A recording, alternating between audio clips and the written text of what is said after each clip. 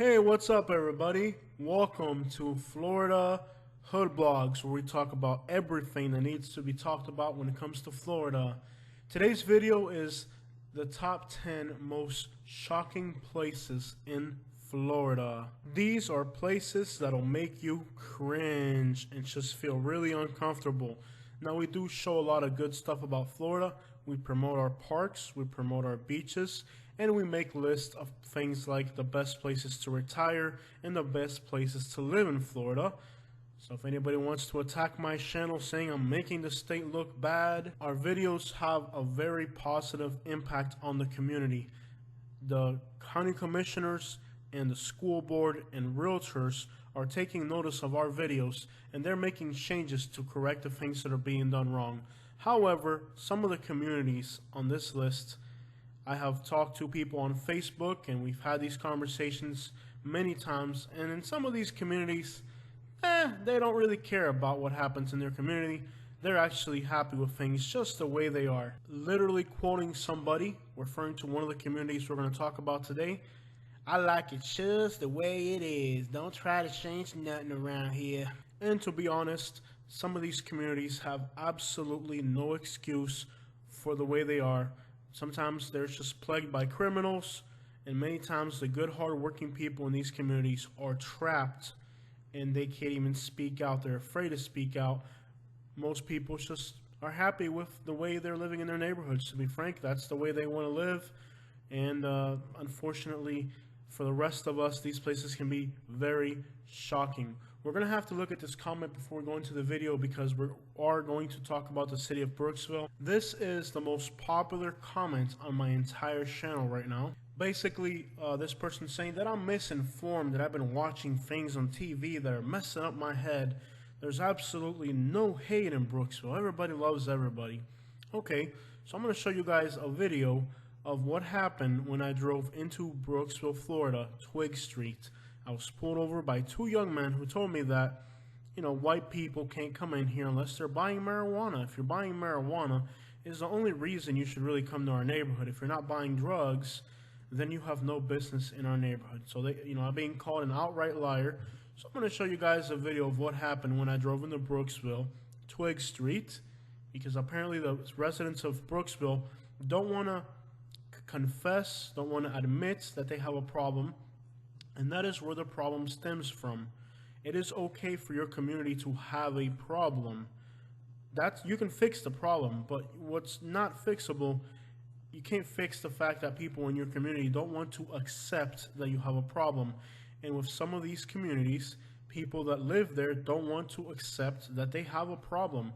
And specifically, Brooksville doesn't want to accept that the situation that they have going on with Twig Street is acceptable, which is basically that it is a neighborhood where only African Americans can go there. It's basically, let's just go back 200 years and this is a black community and only black people should be in here.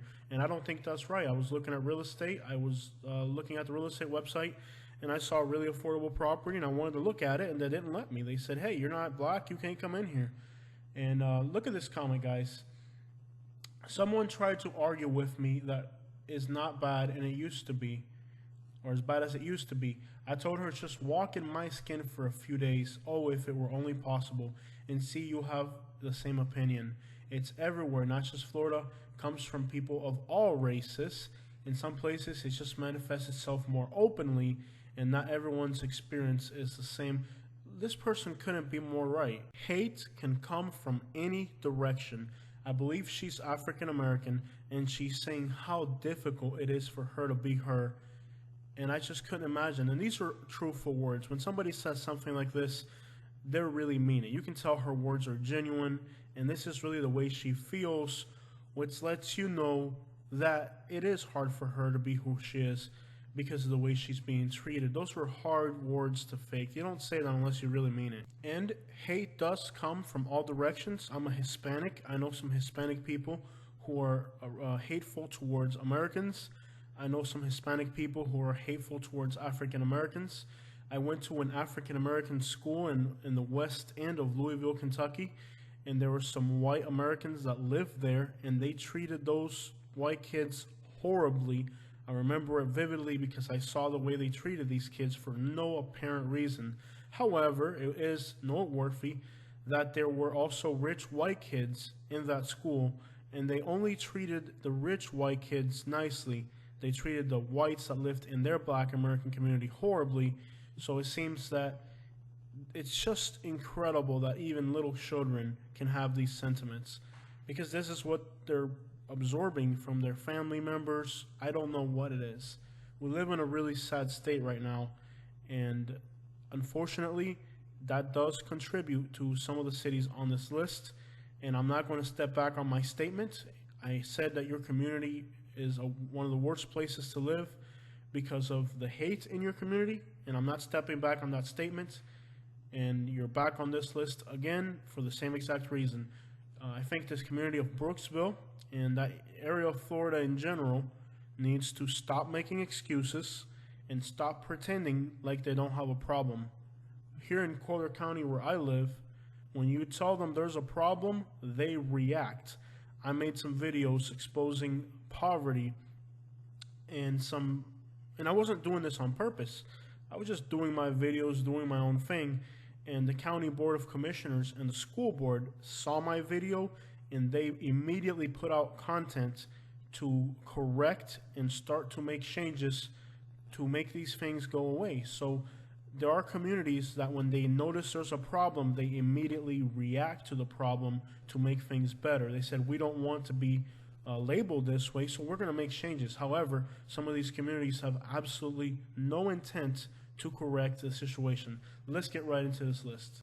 Sorry to draw that out so long, but without the proper context, we cannot even get into this video. And the context is that all races, all people have good and bad communities. Lake Worth is a very diverse community. It has a little bit of everything. Another problem that we've had on this channel is people who are very specific about only the worst neighborhoods or this type of neighborhood. And when you show them a bad neighborhood that is their race, they get very offended. I lost a really good subscriber, had a girl that was following all my videos, and when I mentioned Otter Creek as being a drug-infested place, and when I mentioned Suncoast Estates as being a white hood that is dealing with a drug problem, she was very angry that I would dare mention that there are white neighborhoods that are also hoods that are also poor. I guess she had the concept that only African Americans and Latinos were living in the hood, and that notion of a white hood was more than she could bear, so she stopped following me. So it's funny how people jump on this wagon and they start riding it, and they think it's going in a certain direction, and it's not. People, I hate discrimination. I love everybody. Let's get into this list. Enough. We're way too far into this. Number 10 is Lake Worth. Lake Worth is a diverse community. It has Polish, it has American, it has black, it has Hispanic. It's got a little bit of everything, and a little bit of everything in poverty. Why Lake Worth is on this list is kind of shocking itself. You wouldn't expect a city in southeast Florida. And as a matter of fact, there are some amazing places. I stayed in a hotel in Lake Worth directly on the beach, and I ate at some good restaurants. But then you go west of Interstate 95.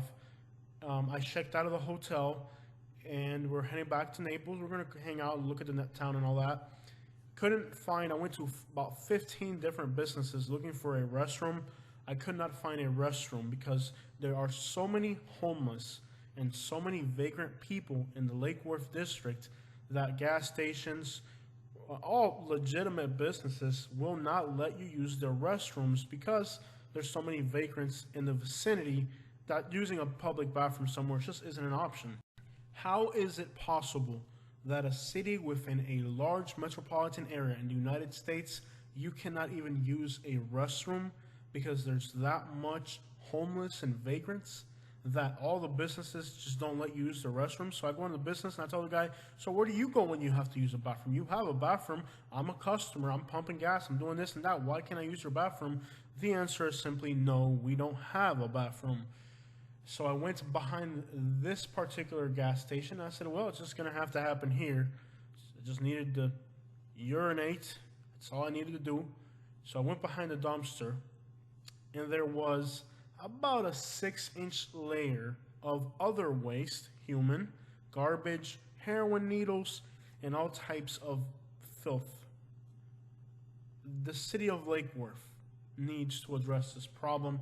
It is shocking that in the United States, I don't know. I know it exists in LA and other big cities, but we don't want that here in Florida. Lake Worth, you need to fix that. It's shocking to see that.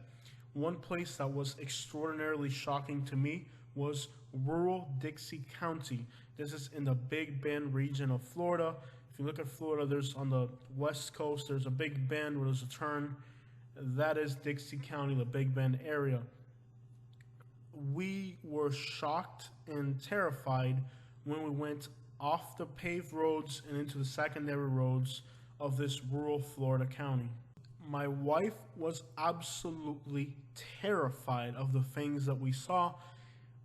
Obviously, open drug use, dumping garbage everywhere. They have no respect for their county. They dump their garbage everywhere. I looked at the county fee, and it's a very affordable place to dump garbage. Meth labs, drug pens, places where people just hang out to use drugs. We got on some of these secondary roads because we were looking for really rural properties. What this trip was, looking for properties, because we're moving out of Naples, and we were looking at property, and we needed to explore the entire state of Florida. So we had picked up like 50 properties that were really affordable, and we ended up on these back roads near the Swanee River in Dixie County. And the things that we saw back there were terrifying. People just dump their garbage everywhere. There's people living in the woods. I really got off the main path and just explored the place. And the things that I saw were scary. From no respect for the community, open drug use, just horrible poverty. And in these areas are not on Google Earth, so you can't even look them up. Otherwise, I would have given you guys a better image. And what's weird is that it's all perspective. So this is all my opinion. I have a person that I met here in Naples who's moving to Dixie County, and they thought it was amazing. They told me Dixie County was just the best place for them, but my perspective was different. So we can all look at things differently. We don't have to agree. One area that was also extraordinarily shocking in this region of Florida was Otter Creek. It seems like this community has, for the most part, been abandoned. Its residents have taken to drug use. Particularly, looks like methamphetamine seems to be the thing there. And it is a scary place to go to. The residents are not friendly. The vast majority of the structures are in disrepair. And you can feel very uncomfortable and unwanted when you're driving through the streets of this town. Many buildings are just abandoned, and the people there do not seem very friendly to outsiders. At one point, this must have been a very beautiful, lovely country town. I spoke to a lady on Facebook who used to live there, and it was her paradise. This was her little Florida town. And eventually, over the years, it got worse and worse. And right now, it's at the point where driving through there is scary. You'll see a few things in that community that will definitely shock you. I love to explore old and abandoned buildings, and this area has a lot of that. And while exploring those old and abandoned buildings, you run into a few unsightly things and let you know that there's a lot of homelessness and maybe drug use and just really bad situations going on in this little community. This little community is already in a bad place as far as it's very isolated, so it lends itself very well to these types of activities. And after speaking to people in this area, it just seems that they feel that they're disadvantaged, and they have really, they're just pathetic. They don't want to do anything with themselves. They don't want to make changes. They think that they're being abused. They think their country's being taken over by illegals. They have 1,000 excuses to why they're living in poverty, and they forget that they were born here, they speak English, they're U.S. citizens. If they really wanted to do something with their lives, there's absolutely no excuse why they couldn't do it. It's basically procrastination and feeling that they're abandoned, even though they have all the opportunities in the world to make something better with themselves. This is mostly a white community, not that it matters. I personally like to live in white communities, even though I'm Hispanic. And wouldn't want to live in this particular white community, though. So let's keep rolling here, guys. Number 6 is the Letter Streets. This is in Fort Pierce, Florida. The Letter Streets This area is extraordinarily ghetto fabulous, very hood. Poverty, buildings are in complete neglect. The cars that people drive look very hood. Just has a very hood aspect to it. The community has a lot of poverty, and a lot of the mindsets that people have are just totally horrible. It's a shocking place if you've never been there. It's definitely has that hood feel to it. It's really is shocking. You'll see, houses that are boarded up, garbage, really bad housing conditions. The letter streets in Fort Pierce is definitely one of the most shocking places in the state of Florida. You guys asked me why I didn't include it in the worst places to live in Florida list, and lists like that. Everybody mentions Fort Pierce, Fort Pierce.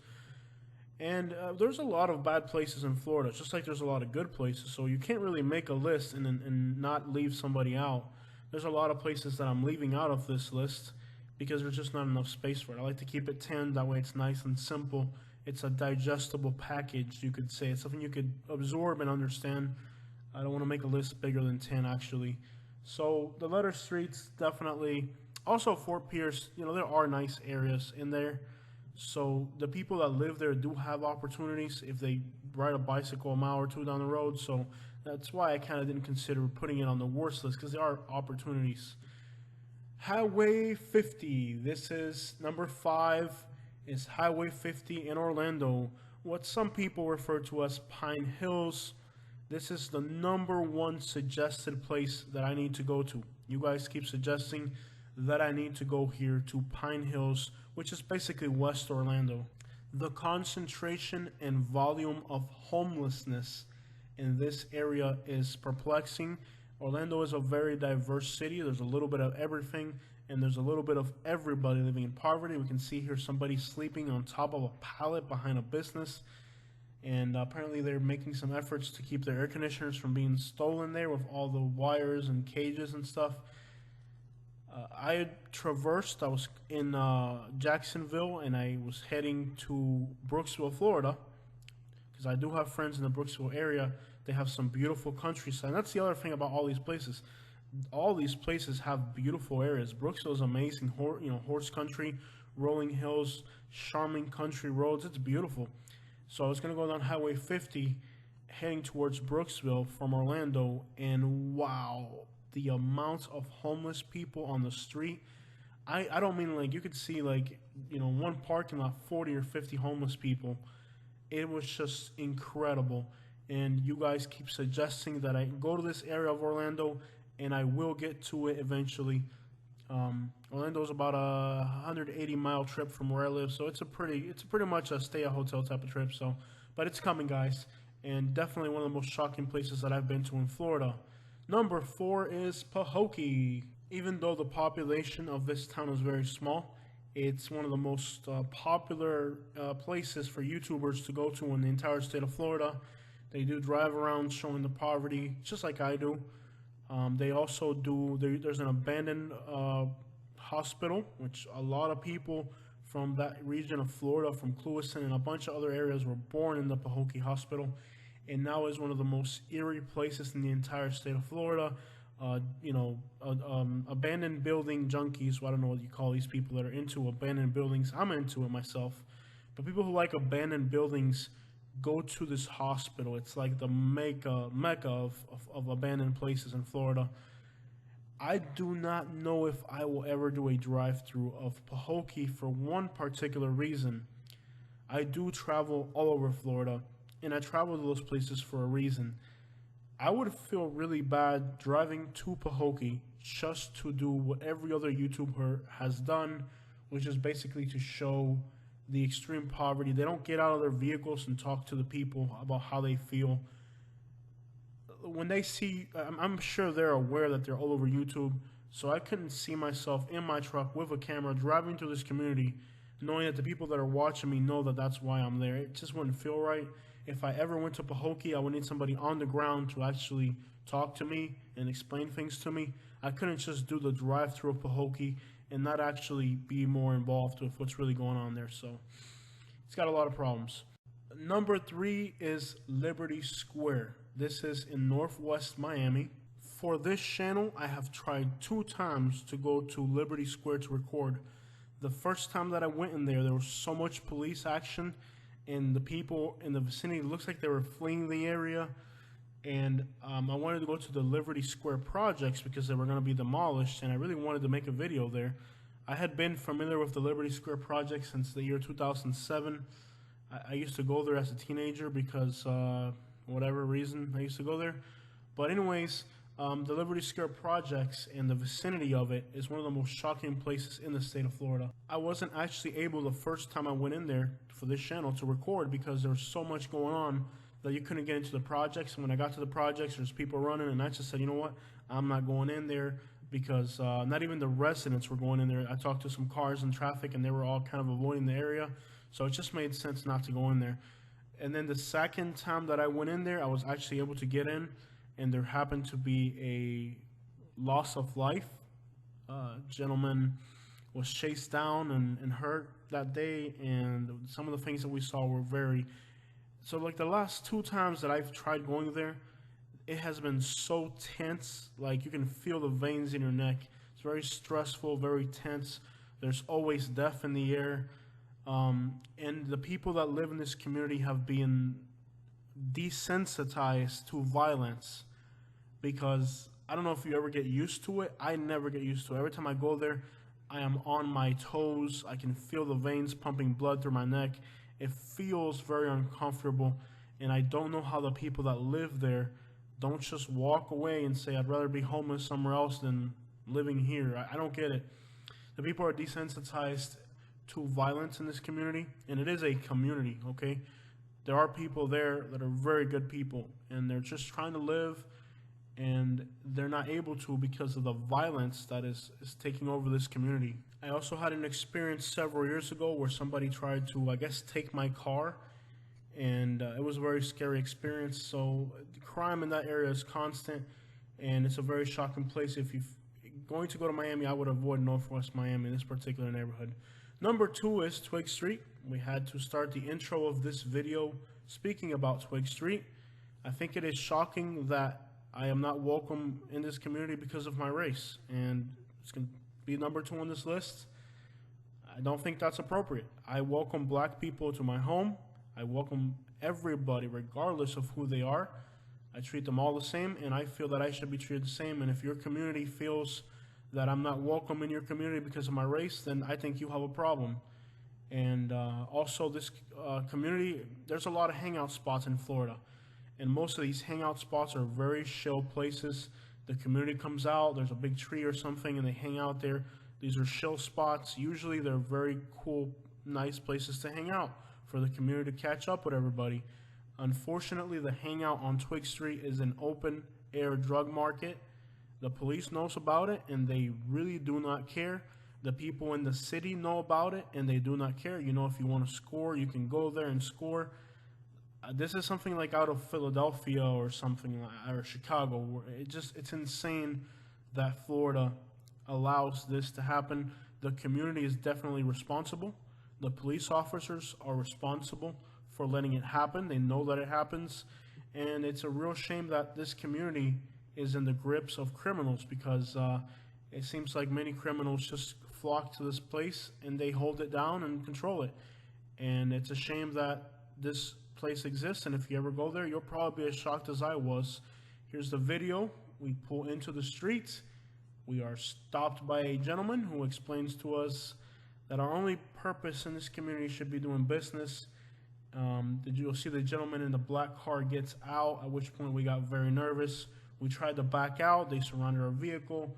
Very scary situation, and definitely shocking that I'm not welcome in your community because I'm not black. It's wrong. Number 1 is Shopmire. Shopmire is a small African-American community with big challenges ahead of itself.